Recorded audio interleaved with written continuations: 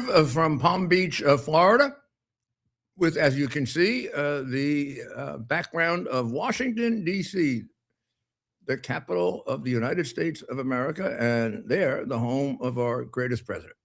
What city is the capital of the world? New York, until it gets completely ruined by its communist mayor, who has to be worse than I even thought he would be. But that's a different story.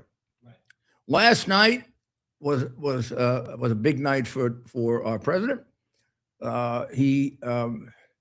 People are going to say he got even. No, he didn't. He's realigning the Republican Party to a party of principle, a party of decency, a party of honorable people.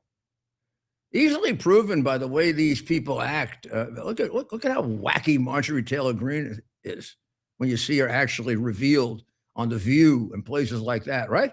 Right. And now I want you to look at what I told you we would do, although we did get it in at the end of the last show. So the big race last night, I guess, that got the most attention, it not necessarily was the biggest in terms of significance, was with Massie, because Massie has been such a just in his face critic of Trump for reasons that just appear so he can get attention. I mean, there doesn't have any principle to it. So Massie got his ass licked by Galbraith, and I think it was, and he had been ahead. Massie had been ahead, and then Galbraith caught up on him and pushed it and pushed it and pushed it. And I think you go another week, and this guy probably would have got about 10% of the vote. And now, if he would appear now, he'd probably get 2% of the vote, because here is a indication of why the president was right to get him out of the Republican Party. This guy can't contain his Jewish hatred, no matter what. There's no reason for this comment. Absolutely no reason for this comment other than the guy is compulsively anti-Semitic, a compulsive Jew hater, a compulsive hater. Let's just listen to him. Out sooner, but I had to call my opponent and concede, and it took a while to find Ed Galbraith in Tel Aviv. Okay, turn it off. Just get rid of him. We'll never have to see him again.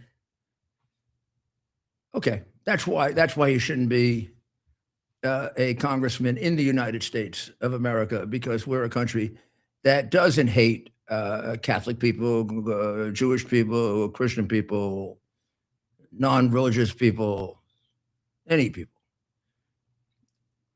And you do. And therefore you're gone. Now, I heard this statistic, although Ted thinks that I may be wrong by one, that Trump in Republican primaries, since he's been back in office, is 37-0. Mayor, I should never. You think there was one loss in Indiana or something? Per usual, you are correct, Mayor. I should never question you on such things. Well, I got it from Fox, so I'm not going to take credit for it. I certainly am not going to take credit for it from a network that keeps me off. And we have a little graphic here to kind of show where these victories have taken place. Put it up right here. Where's that? What's that 100% thing? That's as you said, 37-0. Who put that out? The president put it out. Somebody. That's where Fox got it. But you were right when you said that, Mayor. 6-0 in Kentucky, 6-0 in Alabama, 10-0 in Pennsylvania. 10-0. He won every race. In Georgia, 9-0. They're including those runoffs. Idaho. Bye, Raffensperger. PPP Raffensperger. And 1-0 in Oregon. So, wow, that's I wonder whose party it is. He's batting 1,000. Gee, and I'll tell you, they really, really are against him because of the war, aren't they? America first. Yeah. They're America first. No, they are America first.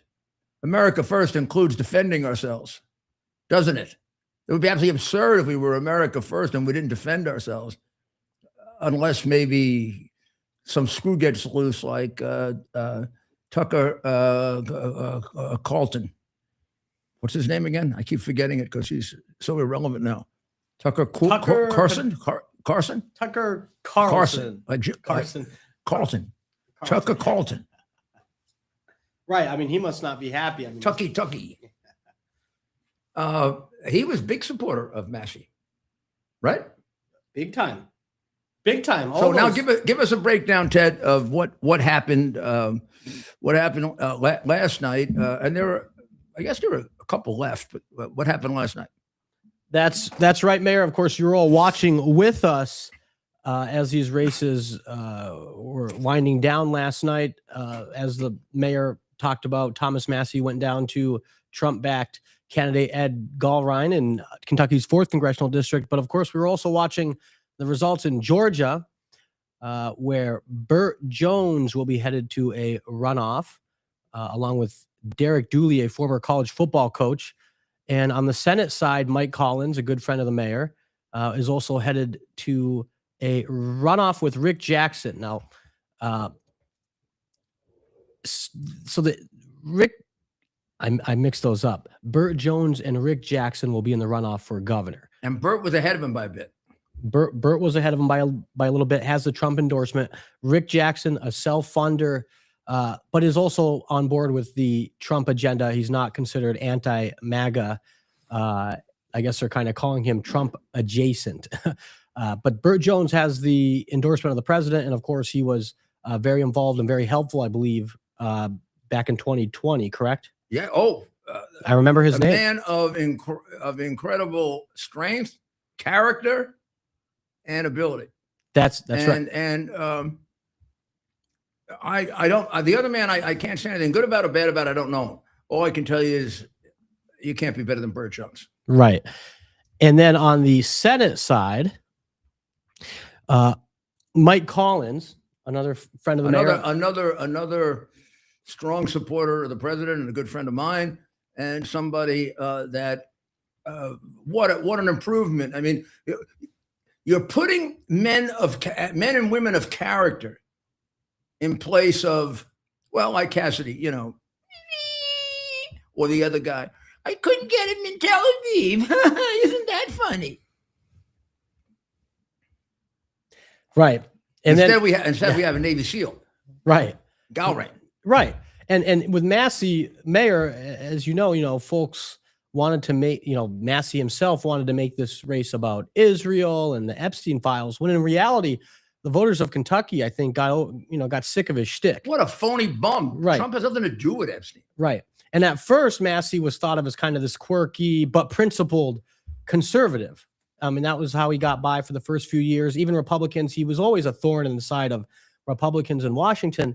However, folks kind of just allowed him to be his own person. He was principled. But in the last few years, maybe since 2020, he was silent on the 2020 election theft. He said very little, if anything, on the persecution of the J6 prisoners.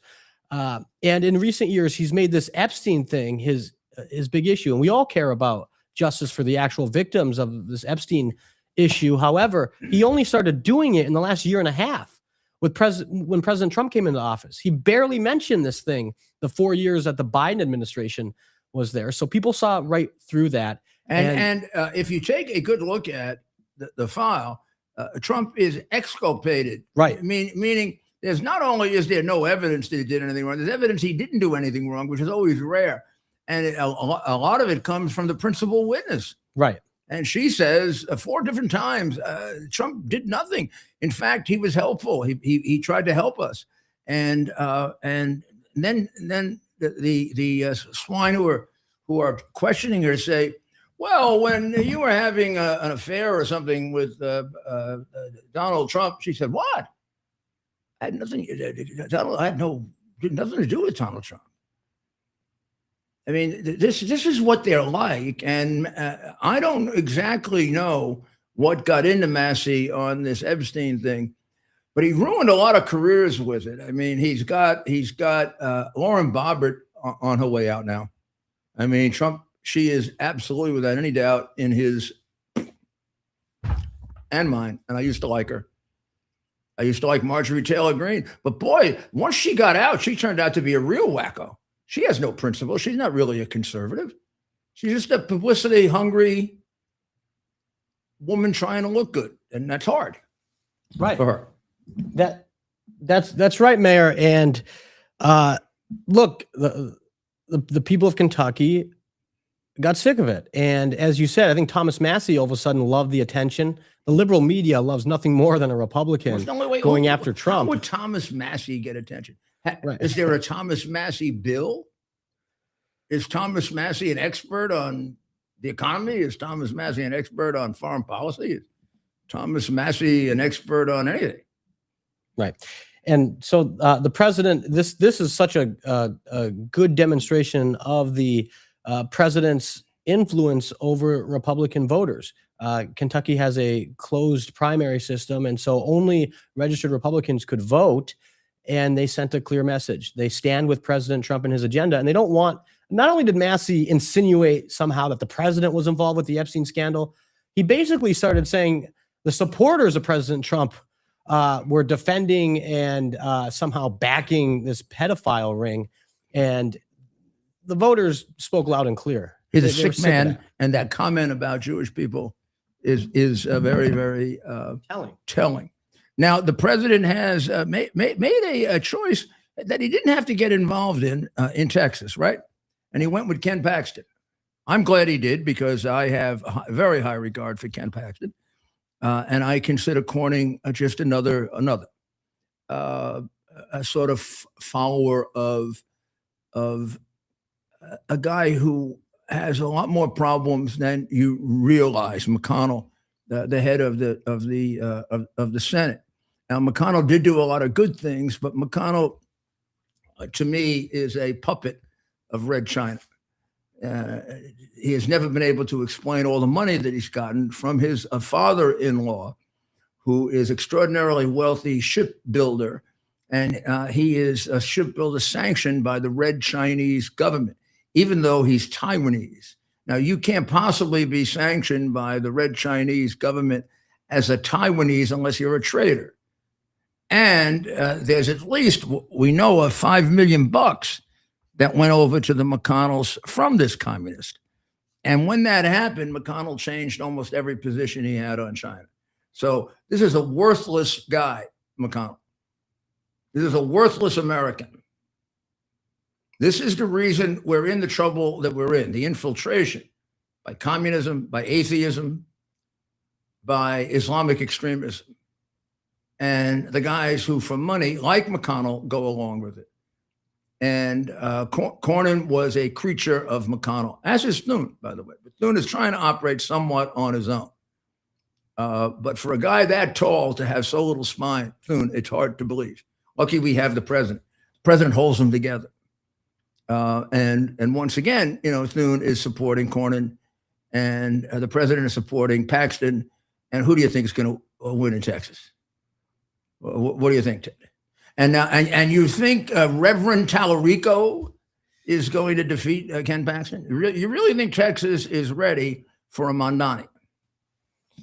So that's the question. Of course, now the liberal media and anti-Trump Republicans are, as they do, it seemed like every cycle, Texas is in play. When the Democrats put up a man who, and we have some of his comments here we want to bring up. I mean, is this really somebody? But, I mean, we're not talking about New York City, right? Which is, unfortunately, I guess I can say it, wacky. But we're talking about Texas, and people say, well, Texas is going red. I mean, Texas is going blue. Well, each time they've said that, it hasn't. And if it has a chance of going blue, this isn't the way to do it. Right. So let's hear from shock therapy is not the way to do it. The Democrats here. For me, prophetic voices like Jesus have helped me reckon with my own whiteness, my own masculinity, my own certainty, my own ego. It's a never-ending process, and it's a painful process. For me, prophetic voices like Jesus have helped me reckon with my own whiteness, my own masculinity, my own certainty, my own ego. It's a never-ending process, and it's a painful process. For me, masculinity and whiteness. It's very painful to be masculine and white. And he's invoking the Lord. Tell me can't. This is Can you possibly take a human being like that seriously? It's painful for him to be white, and it's painful for him to be masculine. To be a man. Okay, if that's true, he should not be running for office. He should be running to a very, very good, honest psychiatrist for very, very deep therapy, because he's borderline pathological. If it's painful to be white, maybe he could. I guess if it's painful to be a male, he can go get mutilated, right? But if he's white, I mean, they can't give you an injection and make. What would he rather? I mean, he's not saying he wants to be black or yellow or brown. We don't know yet. Do you think it's painful for him to make a choice, Ted? I think during the debate, if I was debating him, I would say, Mr. Tellerico, if it's painful for you to be white, is there a preferred color that you'd like to be? I mean, is there one particular color you'd like to be? Right. That's a good point. I mean, there are other possibilities. You know, you could be black, you could be brown, you could be yellow. Right. Well, that's a fair question, and we'd love to hear his answer. I'm going to write that down, Mayor. We should try to get that question. If it's painful to be masculine, have you ever considered a sex change? The Democrats are all for that. How far along have you gone with a sex change? And would you encourage other people to have sex changes here in Texas? Yeah, that's like this guy, obviously, well, he may believe this stuff. So he doesn't believe a damn thing. Right. He's running to win, that's how the Democrat Party is today. You got to say things like that. Where do they find him? He's some kind of a Presbyterian minister, but a very left-wing Presbyterian church. I mean, those churches are falling apart. The Methodist Church, the Presbyterian Church, the Episcopal Church. The wokeness is driving them, boom, right in half. The Lutheran Church, the wokeness is driving them in half. That's right. Look, we have a bit of that problem in the Catholic Church. I was going to say, but not nearly. It's a much more structured church that has mechanisms to deal with that, and a theology that is 1,500 years longer than theirs. And nor are those churches anywhere near the intellectual Goliath of the Roman Catholic Church. Sorry, I'm not being a prejudiced Catholic. I'm just being a good student with a great classical education. All of the great works of theology on which the foundations of Christianity are built, which is, along with Judaism, the two most intellectual religions of the history of the world. Intellectual meaning written about, thought about, debated. In the case of Catholicism, often analyzed as a philosophy, not just as a religion and a theology. With a genius like Thomas Aquinas or St. Augustine or the other fathers of the church, or coming down to the recent Pope Benedict, who was probably one of the greatest theologians of the 20th century. I mean, these are people who have written books that will make you think deeply and have examined issues and used philosophical systems to examine morality, spirituality. There's a depth that doesn't exist. Major contribution of Martin Luther were the points that he nailed on the church and getting rid of about 12 books of the Bible, right? For reasons we can't figure out, which is why the Protestant Bible is shorter. They just don't have the books. They're gone. You can't read about the Maccabees. No, Maccabees never happened. I really don't know why he got rid of what he didn't like about the Maccabees. Now, Luther was anti-Semitic, so it could be that was a very heroic Jewish tale, and it could be. I shouldn't have said that. That's a pure guess, searching for a reason why you would get rid of books of the Bible. When whatever Luther was, he was not an expert on the Bible. He actually was a pretty good hymn writer. That's what he was. He was a good hymn writer. He was a priest who fell in love and decided to leave, except he decided to take a whole church with him. And that was before the Methodists, right? Oh, was it before the Methodists? That's very, very interesting. Yes, it was before the Methodists. The Methodists were a reaction to the Church of England, John Wesley, and they were a reaction to the Church, as were the Presbyterians. The Presbyterians were a reaction to England. Scotland wanted its own church. They didn't want to be part of the Church of England. They didn't want to be part. It was bad enough that Henry VIII was their king, that particularly a Tudor king, but to have him the head of their religion too, my goodness, that would have been impossible. So they formed their own church, and it was decidedly a more Protestant church than the Church of England. They also were, and even within the Church of England, when they broke from Rome, there was the Roman, the Latin part, and the Protestant part, and you still have forms of Anglicanism that consider themselves Catholics, although not subjected to the Pope. So Trump has cleared house, and this made and Mayor, right? This we'll see how this plays out throughout the summer with all these other primaries. Yeah, and coming up. I'm gonna tell you something the Democrats better think about. This idea that he's so popular among Republicans and they all think they're against it, but they're not. The Republicans. When as he starts to move toward more general election campaigning, he may not be on the ballot, but there is no better political salesman that ever existed than Donald Trump. Right. You better watch out. Don't count on, don't be measuring the drapes, dopey from New York. Huh? Right. I don't think you're getting in the speaker's seat, pal. I don't think so. And, a lot of the things that are causing some problems for Trump right now are things that are to some extent within his control. I do believe he could end this war when he wants to. And he's trying to end it with as little bloodshed as possible. But politics aside, we're at the point where I actually believe it's time. Too many people being killed, as we pointed out on the other show, I think it was, right? Right. Ted. Yes. There are just too many people being killed now. I mean, they just revealed statistics that of the 2,700 executions in the world, 2,200 of them took place in Iran last year, and most of them the second half of the year.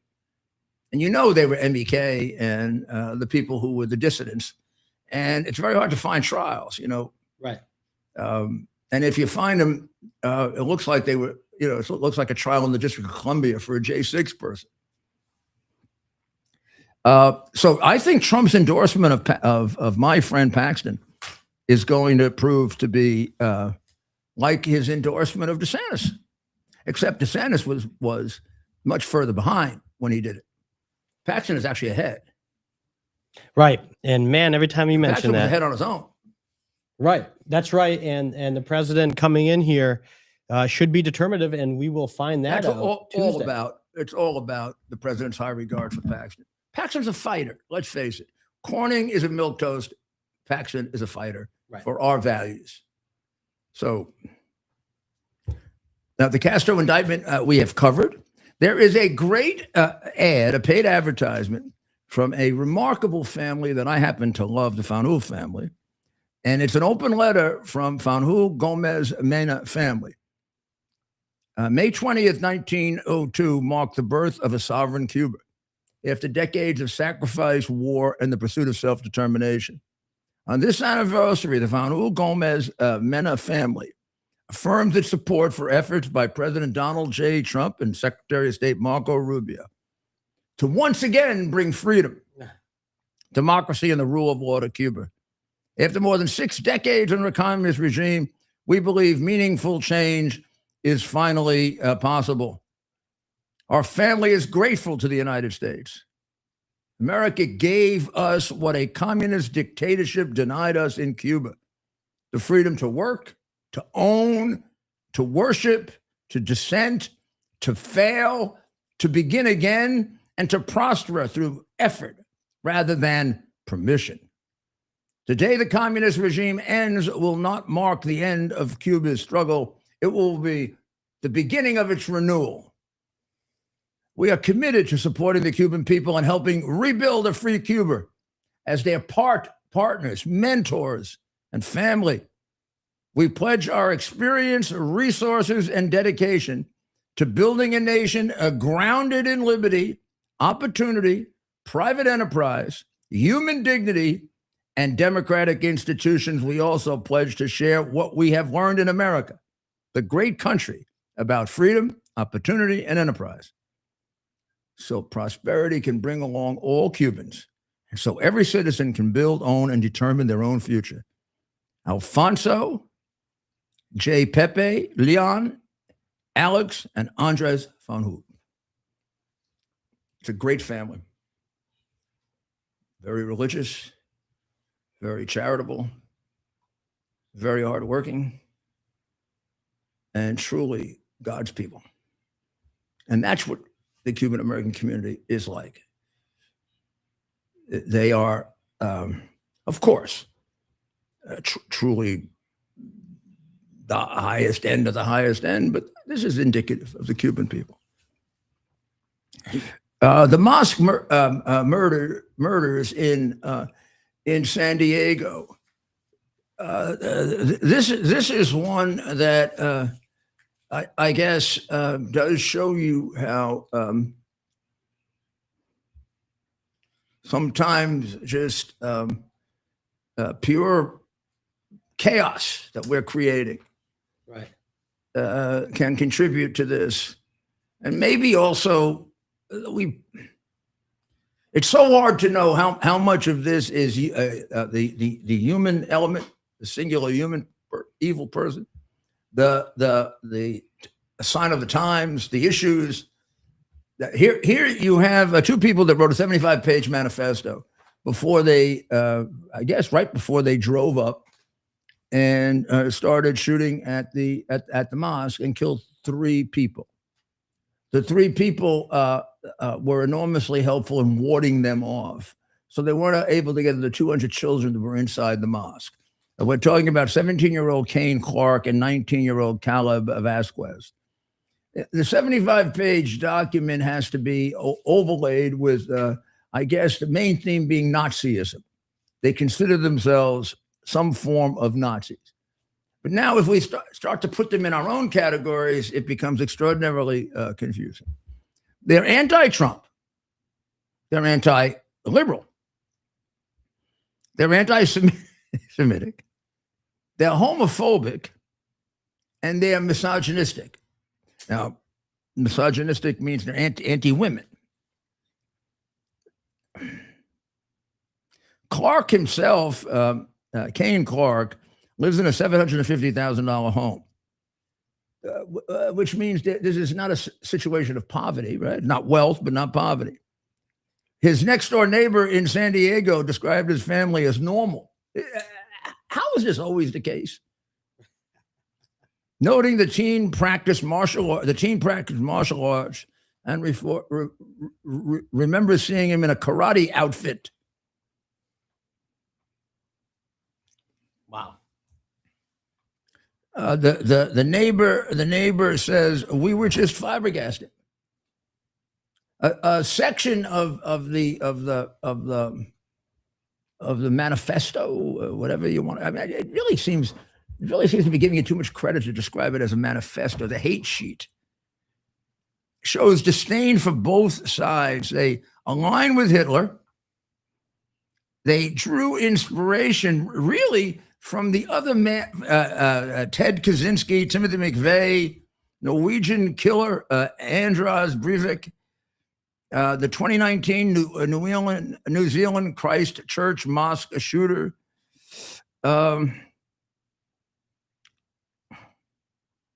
And Vasquez, the second guy, lamented the fact that he was short, which he said caused him great pain and humiliation. Jesus, if everybody that was short started doing this, when everybody left. So 3 innocent people are now dead for reasons that in this case are very, very hard to put together. And, you know, we tend to, at times, I think this has justice to it. We tend to look for where did this come from? Was this exacerbated by Schumer's sort of invitation to go bomb the justice's house, or was it something said by even by some white supremacist type person or whatever?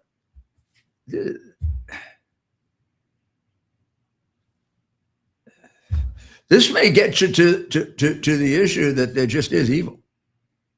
We're going to take a short break on that note, and we'll come back on something a little more uplifting. Okay.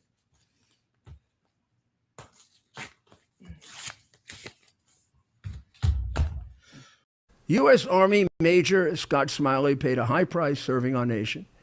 Scott was leading his platoon in Iraq when a blast sent shrapnel through his eyes, leaving him blind and temporarily paralyzed. Scott would become the first blind active duty military officer before medically retiring years later. Thanks to friends like you, the Tunnel to Towers Foundation gave Scott and his family a mortgage-free, specially adapted smart home. Show your support for America's heroes now. Donate $11 a month to Tunnel to Towers at T2T.org. Are you ready for some action? I'm ready for action. Get the Elite TV plan only through the portal. 218 channels, and it's only $69.95 a month. Wow. Including your free portal. That's cheaper than everyone else. Your favorite sports, movies, news, wow. even daytime dramas. We're talking about ESPN, OAN, Newsmax, wow. channels you can't get anymore in certain areas. Compared to the competition, this is a way better deal. Endless selection. Not to mention all the free music channels. There's over 700 premium and classic movies all ready to go. Wow. Plus, they got catch-up TV that allows you to go back and watch what you've missed or want to watch again. Cut your cable in half and get twice as much for free. Way more channels for half the cost. After the first year, the subscription then drops to $57.95 monthly, wow. where you change or upgrade anytime. Go to QUXNow.com and get yours today. Use promo code RUDY. Act fast. These deals are selling out. Here we are, pretty much at the beginning of the process here at this pristine, I call it a laboratory. It's not like a factory, it's like a hospital. This is the beginning of the process for roasting. Deep grain, very good quality. Most people don't use this quality. We deal with small farmers because they like to know who we're dealing with. They give us the highest quality, all organic, non-GMO. You should know all Arabica beans, no Robusto, all Arabica.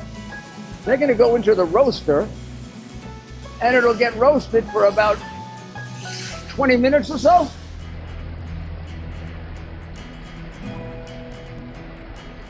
Oh my goodness, look at these. My goodness.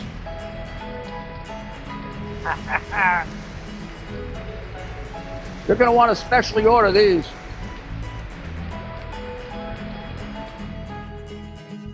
This is what goes into Rudy's coffee.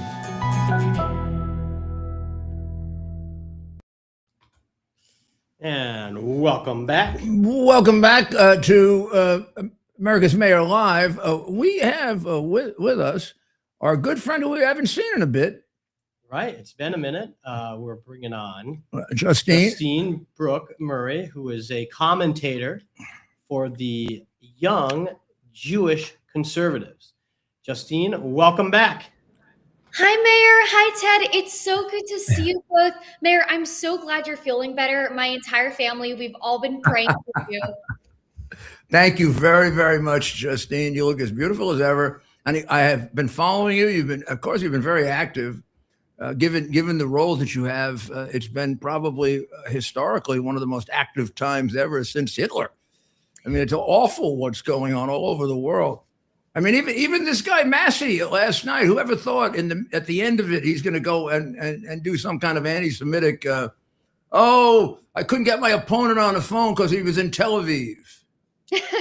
And it's so scary how mainstream it's become. And if you take the names away from Massie, Tucker, Ilhan Omar, and you just mix up everything they say, there's no difference at all. They're all on one team. It's the political horseshoe, and they're on the side of, even though some of them claim to be on the right, Tucker Carlson, they're on the side of Islamo-Marxism, and it's inherently Marxist in the idea that good. Yep, they want to blame Jews for all their problems. So their hero, in essence, or their symbol, is Mandati. I can't think of anybody that exemplifies a communist and an out of control supporter of Islamic terrorism and extremism. Yep. He's not just an Islamic. He is an outright, very, very open supporter of Hamas, of terrorism. So this is what is kind of dragging the horse along in the Democrat Party. It's leading the charge, and the other Democrats either follow in it or say nothing. Then we have a little bit on our side. But we tend to stand up to it. The president was very close to Carlson. You couldn't have ripped him apart harder than he did. I mean, he just, people do not realize the president's strong ties to the Jewish community from New York that go way back, to when he was a kid, and like me. So when he sees something like that, you're finished. It's true. And it's so funny to see that the leftists, they were the party of punching Nazis. They called us Nazis every single day, and they still do. They call President Trump a Nazi every day, just so one of their candidates just this week actually went out and posted a video saying that she wants to put Jews in camps. So much for punching a Nazi. It turns out they were deflecting all along. And then you have another candidate who has a Nazi tattoo, and the leftist media is trying to shove that under the rug and make up excuses for it, when he honestly seems to be doubling down. This is the guy in Maine? Yep, Graham Plattner. Oh, the one who just revealed that he misses masturbating in porta potties. Yeah. They just are. They have lovely characters on the left. I don't know. I mean, put them in the Senate. We got to keep them out of the bathrooms, I guess. Yeah. Where do they get these candidates? You got the Tallarico maniac in Texas. Why is it happening? Let's just stick with the anti-Jewish, the anti-Semitic for a moment. Why is that happening on such a scale right now? Is it all over Israel? And it's got to be more than that. It's happened time and again throughout history. This is actually biblical. It's been predicted. It's an age-old hatred against the Jewish people. And it always comes in different forms. Currently, we're hated for our nation state. We're hated for Israel, but it goes so much deeper.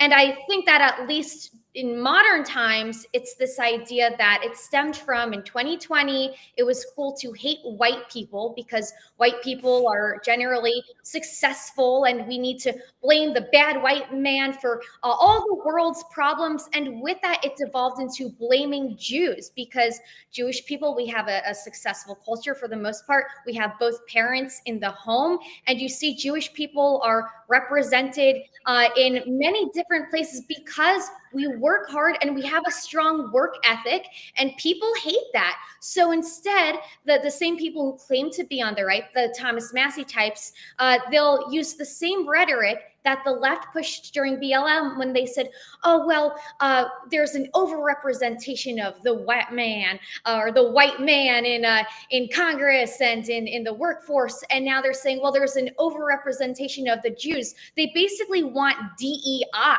And the world always needs a common enemy. So they're always going to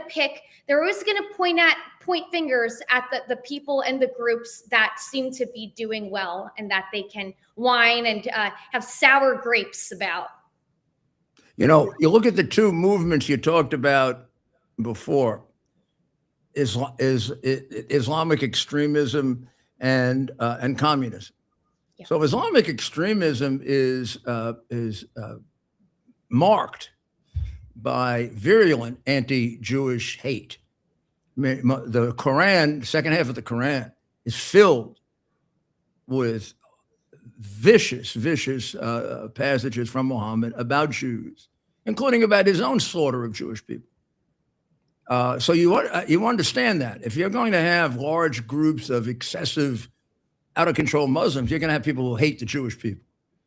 Certainly. But communism also hates Jews because Jews represent Western civilization. I mean, the Jews and the Greeks are the bedrock of Western civilization in two different ways. And I see going after Jews for communists as destroying Western civilization in the same way they go after Christians.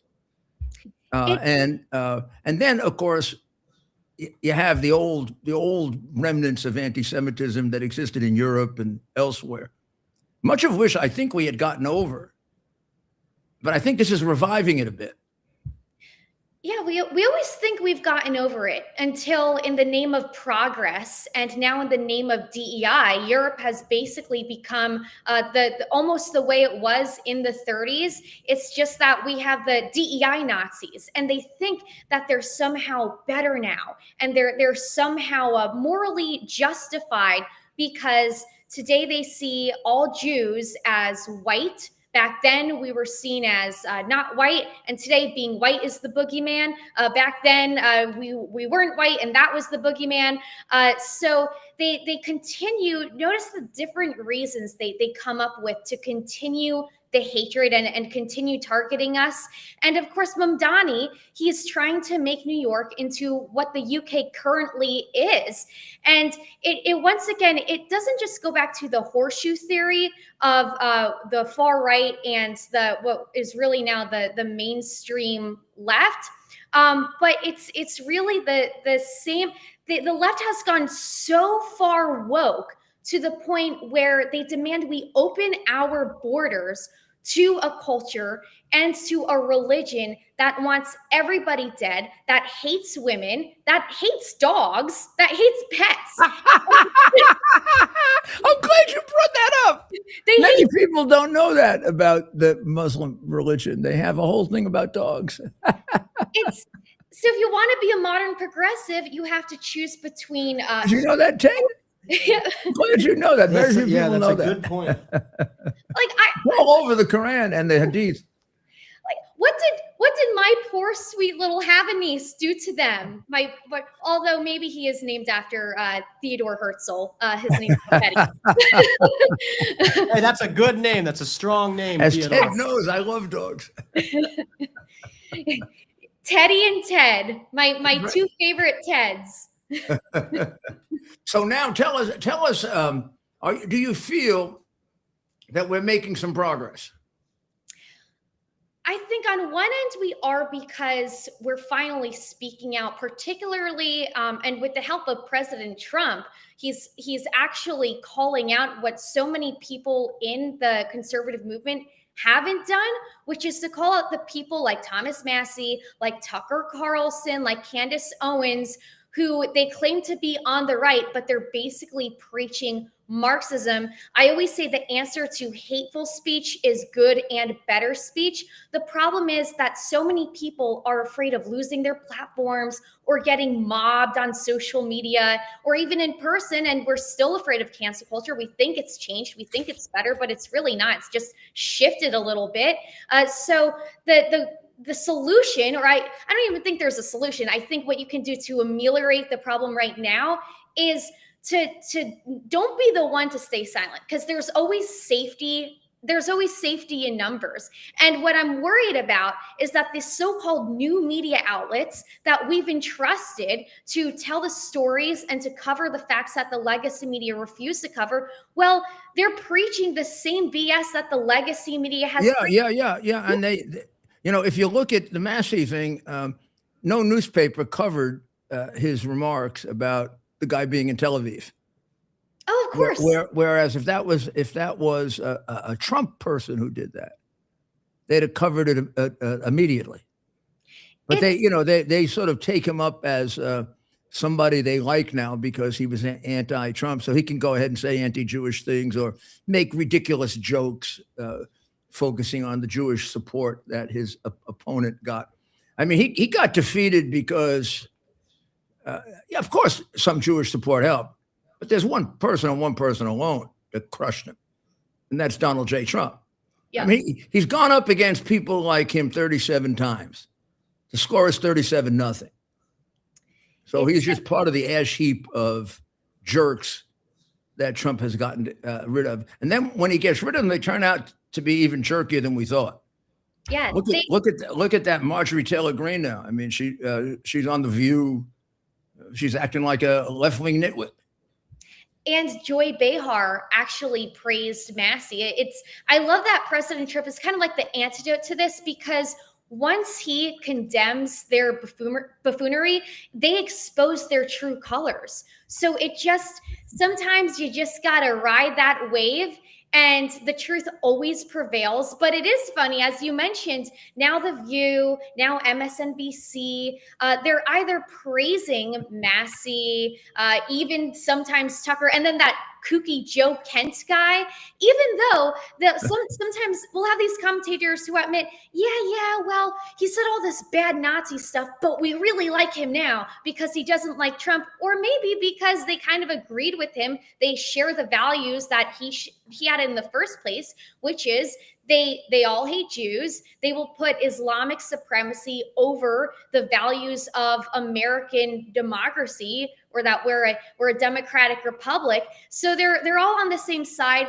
And it's so funny to see that SNL, they just did a whole sketch on Tucker Carlson, but they're making fun of 2010 Tucker Carlson. Like, they won't dare touch the fact that he's actually revealed himself to be someone who is targeting Jews. He's like a full-blown kook. He's praising jihadists because, again, they either agree with that or they don't want to make their side look even worse, because they might need to use him eventually. Well, I think you're doing everything you can, Justine, and your organization. That's what you have to do. You got to call it out. The only thing you can do is call it out and appeal to the common sense and decency of the American people. And we'll always win when we do that. We may not win everybody, but we'll win large majorities of people. Because large majorities of people don't hate. Large majorities of people are not anti-Christian, they're not anti-Jewish. They're not. I mean, large majorities of people, care about people, and sometimes they lose their way. They can't think clearly. So you point these out, and I think Tucker Carlson is half of what he used to be, if that, in terms of influence. And you look at him, influence among MAGA, he's got none. They all agree with Trump. It's just this online cult following, and I've fallen for it before. Like, you see the mob online and you think, oh boy, how many people actually think this way? Yeah, I mean, 3 million people online. What does it matter? I mean, we're a country of 350 million people. It's a good reminder, because it gives me a lot of hope, especially after last night's elections. But that's why you have to get on top of it. I mean, that, of course, was the mistake with Hitler. You got to get on top of it, and you can't be coward by it, and you got to come right after it and take no excuses. And if somebody did make a mistake, well, then let them own up to the fact that they made a mistake. I mean, I'm given the sensitivities we all have. If somebody says something that's anti-Jewish, anti-black, anti-white, anti-Catholic, anti-whatever, and they didn't mean it, they didn't realize they were stepping on a landmine. All you have to do is apologize for it and just not do it again. That's all. Well, I'm a Jersey girl. You're a New Yorker, so we're used to all the banter. I'm used to jokes. I think I think if you can joke about these things in a truly equal spirit, it shows that you're not at all defensive. I mean, I tell Italian jokes. I don't think I'll tell them on any right now, because who knows what will happen. I won't tell my Italian. You're from New Jersey, yeah, babe? Yeah. Uncle Giuseppe's. That's my favorite. I'm from Brooklyn. We don't get to New Jersey much.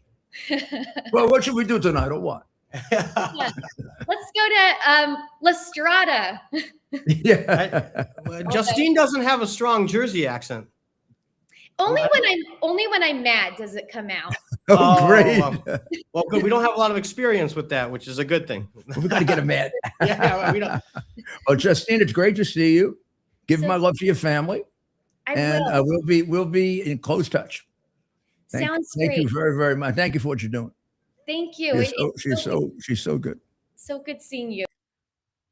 Before we do sign off, I want to point out to you that there's because it is yes, anti-Semitism is a terrible problem, and I would say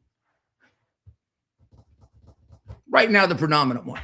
But please don't forget that there still is massive anti-Christian murder, persecution going on in Africa, in Nigeria, in other parts of sub-Saharan Africa, led by Muslims.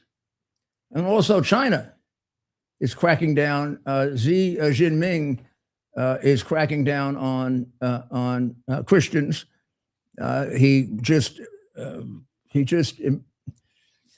imprisoned a pastor, Ezra Jin, who for quite some time was allowed to operate his Zion church in Beijing. And then starting in 2018, the Chinese government started to crack down on it. And they wanted to put cameras in his church. And now he's sitting in prison, isolated from his family, with 17 other people associated with his I don't know if it's an affiliated Christian church or an unaffiliated Christian church, but it's a very big one, and one that had operated fairly independently. The Chinese operate their own churches, and the ones that operate outside of the Chinese dictatorship are always in fear of, like the bishop who's in jail. And then there's always the question of how much has the Catholic Church cooperated with them. Now, this Pope, in large part, got elected because the other candidates for Pope had made deals with the Chinese, and a lot of the cardinals were very upset about that. Deals in terms of naming cardinals. So you've got in China, you've got inside, and it's hard to get at in China, you've got their attempt to eliminate the Uyghur people. That's an anti-Muslim, anti-Islamic issue. But more than that, it's an anti-nationalist issue. They want to get rid of the Uyghur nation.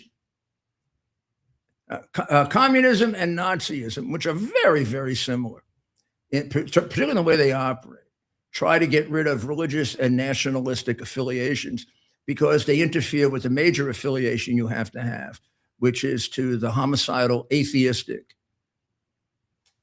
Communist Party. Well, religion's going to interfere with that. Family's going to interfere with that. Nationality's going to interfere with that. So China does it spend more time persecuting and killing Muslims? Does it spend more time persecuting and killing the Falun Gong? Does it spend more time persecuting and killing Christians? I don't know. I would say it really depends on how many there are. But Xi Jinping has been particularly focused on anti-religion and restoring it. They had gone sort of leave religion alone for a while. But Xi Jinping has made China closer and closer in the image of Mao Zedong. In other words, a vicious, cruel, inhumane, indecent government that stinks to high heaven. Did he have Putin there today? He did, Mayor, and I wanted to show you this. Yeah. And while he did roll out the red carpet for I'm going to show you something. I'm going to show you something that you might find interesting. if we look at the, want to look at that? Can you get that? Yep, we'll get that on. He didn't go to the airport for Putin either. So, Well, there's that, but I do want to show you a few things as well here. did he get as big a red carpet as our president? Well, I'll show you this here. I don't think we got one of these. Well, that's Putin. Yeah, but I don't think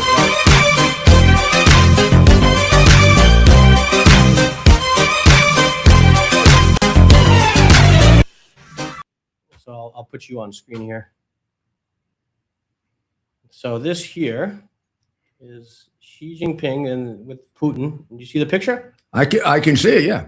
Is this when they were talking about immortality? Yeah. He made him a whole. Look at this painting. Is that a painting or a picture? I think it's. I can't tell actually. It looks like a painting. I don't think we got one of those. Would we want one? I wouldn't. Well, who the hell would want a picture with him? So that kind of shows. While they treated, I would say they treated President Trump with respect. Would you say that? Oh yeah, no question about it. No. They definitely respect the president and his power. However, they certainly didn't roll out a painting the size of a house of the two men together. So yeah, but I mean, nobody even knows about it. Where if we hadn't covered it, I don't think most of the people out there would know it. Right, in America, you're right. You can see the difference between President Trump and Putin, huh? Right. And the impact they have on everything. And of course, it's been very, very seriously leaked, although denied by the communist apparatchiks, that Xi Jinping, during the meeting with Trump, at one point said that he thought Putin made a terrible mistake in going into Ukraine. And I don't think that's a big secret that Xi Jinping thinks that. First of all, even if he didn't think it, the outcome would dictate it. Just think about it. Here is theoretically the second or third most powerful military on Earth, the second biggest nuclear power on Earth. And they take on a country that is a medium-sized, poor country with not much of a history of a military. And they can't take more than 20% of it for 4 years. What do you think if that happened with America? What do you think would have happened if we went into Iraq and after 4 years we had 20% of it? I mean, it's true the nation building didn't go right, but the capture of Iraq went like that. I mean, the first day of our war with Iran, we took out their leader. As far as I can tell, Zelensky's still walking around, huh? Right? Yeah. So, I mean, Putin may have proved how vicious he is and how bloodthirsty he is, or how very, very much like his friend Xi Jinping and the Islamic the Islamic extremists in Iran, someone who hates his own people. I mean, the thing that's really amazing is how many of their own people they kill. When Xi Jinping was being feted in San Francisco with the encouragement of Governor Big Hair and his phony wife and Boss Pelosi and all those people, and the Chinese people were made to cheer for him, it was really pathetic, since they were cheering for the man, Xi Jinping, who has killed more Chinese people than anybody on earth. Nobody's killed more Chinese people than Xi Jinping. He's also wiped out the entire general staff of his army, and he's getting ready to take Taiwan with an army that's never fought a war. So please keep all these things in mind, because the day the war began in Ukraine, Russia was supposed to have Kiev in 5 days. It's 4 years later, and there's no chance they're going to get Kiev.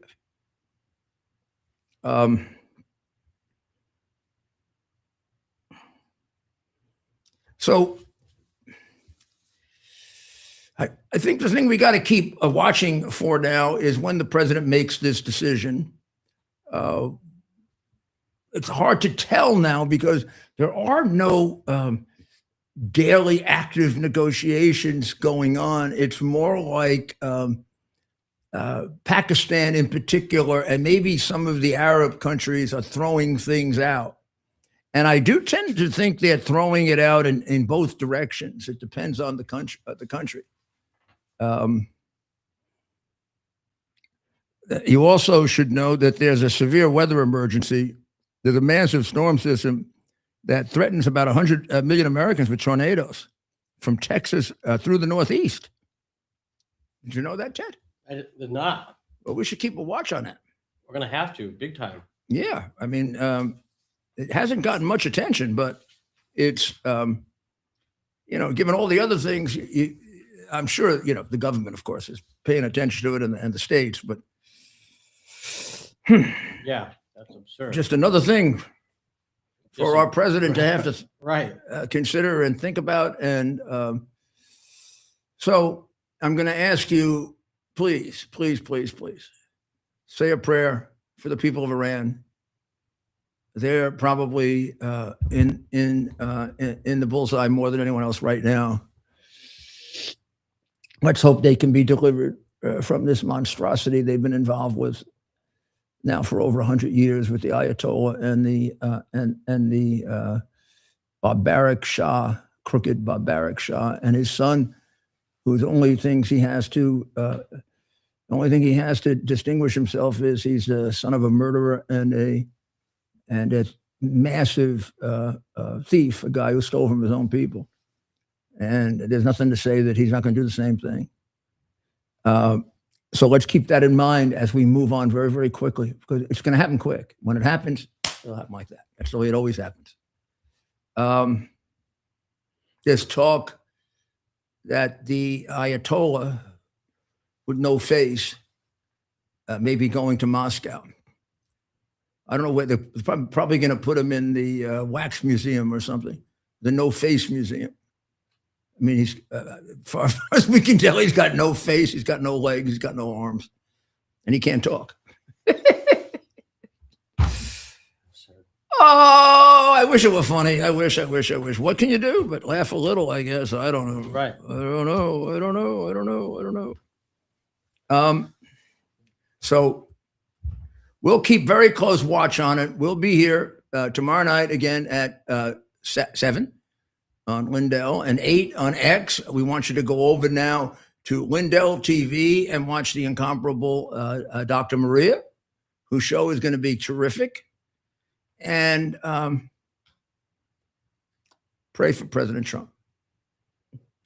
Pray for the United States. God bless America. It's our purpose to bring to bear the principle of common sense and rational discussion to the issues of our day.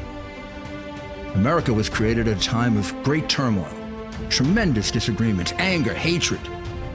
There was a book written in 1776 that guided much of the discipline of thinking that brought to us the discovery of our freedoms, of our God-given freedoms.